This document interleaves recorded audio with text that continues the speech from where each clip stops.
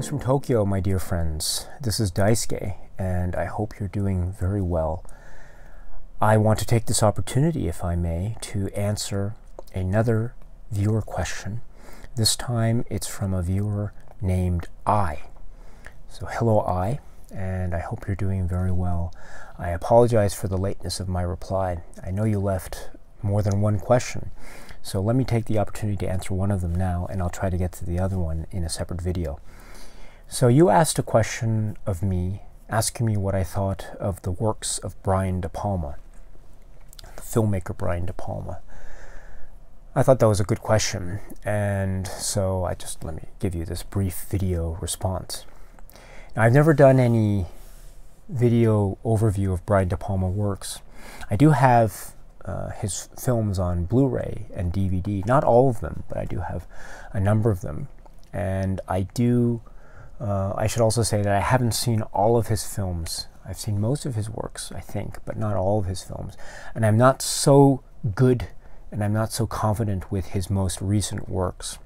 So I might have seen them once, but I haven't been able to catch up with them and really explore them as much as I would like. So films like, for instance, Redacted, I have not seen.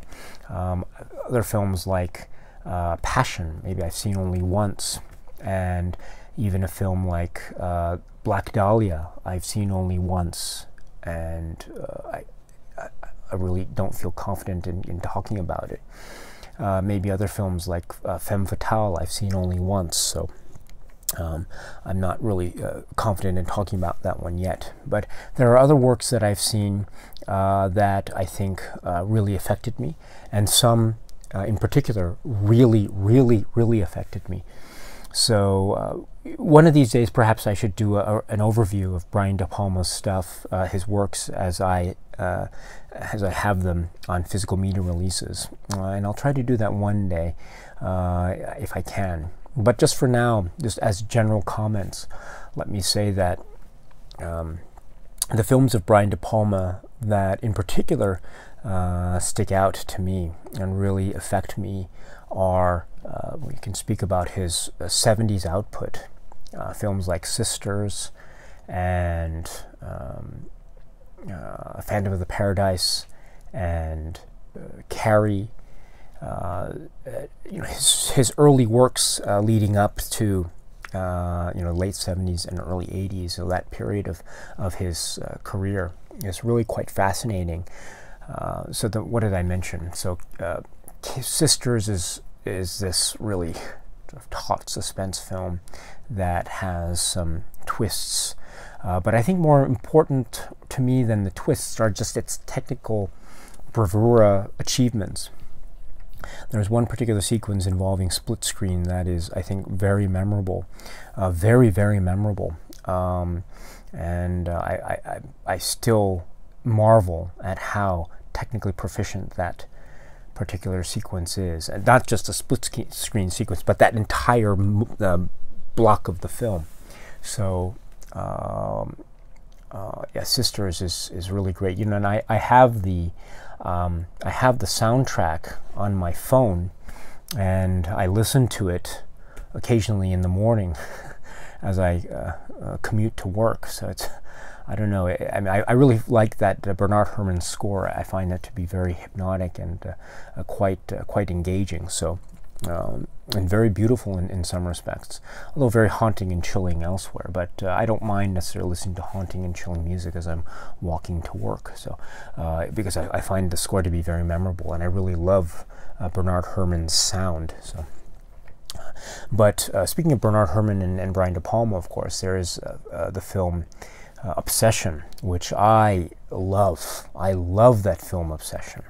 And if you haven't seen Obsession yet, and if you're okay with these sorts of suspense films, then please watch Obsession. But if you do decide to watch it, don't read anything about it. Don't read any. Don't be spoiled by it, because the less you know, I think the more effective a viewing it is. So Obsession. And there are other films. Phantom of the Paradise, of course. Phantom of the Paradise is a key film for me growing up. it is one of those films that I just grew up on, and I love that film. I really love that film. And what else? Oh yes, of course, The Fury. I remember I saw The Fury once, the first time when I was a kid, and that I think really traumatized me. Oh gosh, I must have been 7 or 8 when I saw The Fury, and I shouldn't have seen that film when I was 7 or 8, but that was a very very explosive film.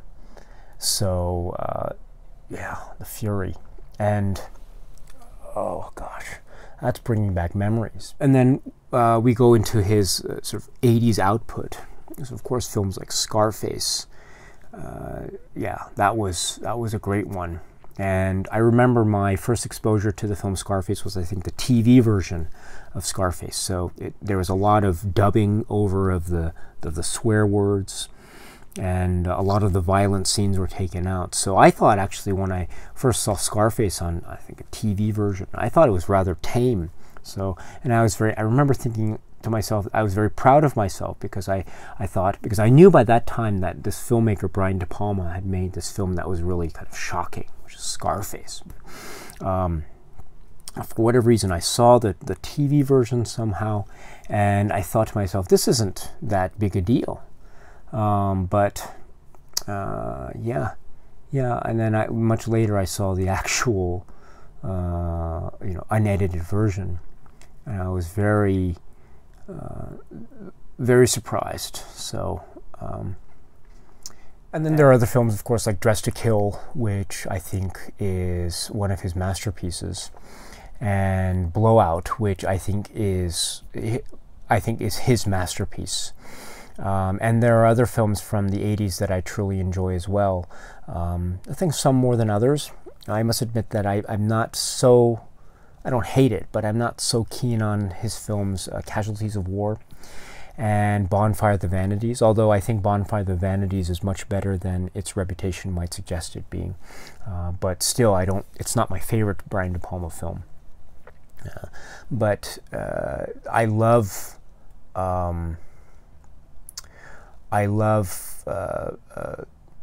Mission Impossible. I think that's a very fun entertainment. I love Raising Cain. I think that's his other masterpiece, actually. In many ways, I think Raising Cain is a great example of how to surprise an audience. And there's a certain way in which films try to surprise audiences, but I think Raising Cain it does it in a almost a kind of it's almost metaphysical in the way in which it manipulates the viewer in terms of its narrative illogic. Quite the achievement, I think, Raising Cain. It's a real modern classic, in my opinion. Carlito's Way, too. I'm a big fan of Carlito's Way. I think Carlito's Way is just phenomenal. Dynamite. I think in many ways it could top Scarface for me in terms of its drive and its heart and its kind of drive towards downfall and tragedy. And it's all brought on by human choice. What a powerful performance by Pacino in that one in particular. My goodness. And Sean Penn, too. Wow. Almost unrecognizable. But anyway, yes, so Carlito's Way and Raising Cain, I think, are just are really great. But let me just return to the 80s, because I think I forgot to mention, I love Brian De Palma movies, don't get me wrong, but what is it I like more than Brian De Palma movies, you ask? Baseball, right? The Untouchables. So The Untouchables is another film that I saw way too young, because my mother, I think, at the time in the late 80s, and all the way up to just throughout her life, really. She was infatuated with Sean Connery. She loved Sean Connery. And so to have Sean Connery in this film, The Untouchables, Malone, just was great. And she loved The Untouchables, and I think that rubbed off on me. And I love The Untouchables so much. There are so many great sequences. The story is great, and again, when I saw it when I was young, I was just hiding behind the, I was hiding behind the proverbial couch with my fingers in my ears and going like this and peeking through my closed eyes at the scary bits, and it still scared me. Even to this day, I kind of have those innate feelings of dread when I watch the film. So The Untouchables is really great. And I mentioned Sean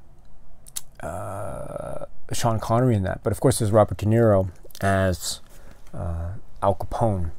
And I remember, as I said, I watched it when I was young, but there was a moment, and I don't think I'm going to, this is a spoiler, but there's a moment where he says a line to another character. Al Capone says a line to another character. And he says, and I remember thinking, when I was young and I saw this, I had no idea what he was saying. I had absolutely no idea what he was saying. And it was only much later when I saw the film, whatever it was, DVD or Blu-ray or something, and it had subtitles or something like that equipped to it. And I saw it, and I had the subtitle featured on, and I was able to watch the film with the subtitle, and I figured out what he was saying. And the line was, "You're nothing but a lot of talk and a badge." So if he says that really fast, if he says the line, "You're nothing but a lot of talk and a badge," "You're nothing but a lot of talk and a badge." And I was thinking, when I was young, and I was thinking, what is he saying? You're nothing, a lot of talk and a badge. What is he? I had no idea what he's saying. And then it wasn't until much later in my life that I realized he says, "You're nothing but a lot of talk and a badge." And he does it in that sort of Robert De Niro way of delivering lines. It's I think on purpose. He slurs some of the words and the spaces in between words, and there's some overlaps. Instead of saying, "You're nothing but a lot of talk and a badge," he'll speed it up and he'll say, "You're nothing but a lot of talk and a badge. You're nothing but a lot of talk and a badge. You're nothing but a lot of talk and a badge. You're nothing but a lot of talk and a badge." And so finally I got it. And so I remember feeling very proud of myself. Or I was not proud, but I remember feeling so happy when I realized exactly what he was saying at that particular moment. So, "You're nothing but a lot of talk and a badge. You're nothing but a lot of talk and a badge." And he repeats it too. He says, "You're nothing but a lot of talk and a badge. You're nothing but a lot of talk and a badge." Really, really great.